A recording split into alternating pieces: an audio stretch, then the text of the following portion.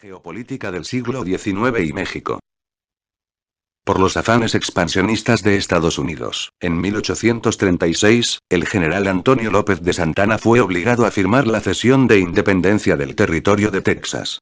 Esto ocasionó en 1847 una guerra ante la negativa mexicana y siendo derrotada nuestra nación se vio obligada a entregar más de la mitad del territorio de aquel entonces. Inglaterra es la superpotencia aún y durante todo el siglo. Con la revolución industrial crece su poder económico y militar aún más, por lo que apoya abiertamente el liberalismo económico propuesto por Adam Smith. Sus colonias son la India, un cuarto de África y Hong Kong. Tiene más poder que todos los demás, pero Francia estaba cerca.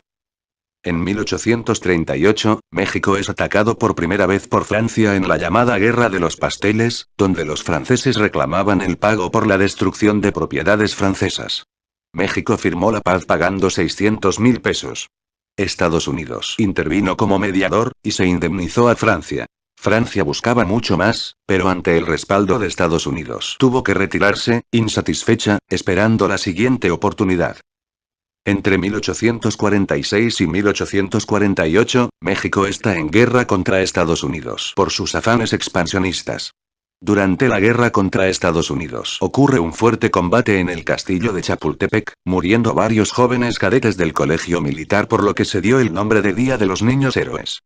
Culmina con la firma del Tratado de Guadalupe Hidalgo, en el que México cedería más de la mitad de su territorio, 2.5 millones de kilómetros cuadrados, que comprende la totalidad de lo que hoy son los estados de California, Nevada, Utah, Nuevo México y Texas, y partes de Arizona, Colorado, Wyoming, Kansas y Oklahoma. Además, México renunciaría a todo reclamo sobre Texas y la frontera internacional se establecería en el río Bravo. En ese año, 1848, Luis Napoleón Bonaparte sube al poder en Francia. Rusia tras derrotar al Reino Unido, Francia, el Imperio Otomano en la Guerra de Crimea en 1856, se establece como la potencia de Eurasia. En 1862, Juárez suspende los pagos de la deuda externa por lo que los franceses tienen el pretexto perfecto y deciden atacar México a fin de que se les pague. Ese año, el ejército mexicano al mando de Ignacio Zaragoza obtiene una victoria frente a los franceses en una batalla en la ciudad de Puebla. Inglaterra declara su apoyo al gobierno de Abraham Lincoln, industrial liberal, en la Guerra Civil de Estados Unidos, 1861-1865. Así que Francia apoya a los estados sudistas de proyecto agroindustrial. Napoleón III interviene en México con su ejército, por ser vecino de Estados Unidos, e instaura a Maximiliano como emperador, 1864-1867.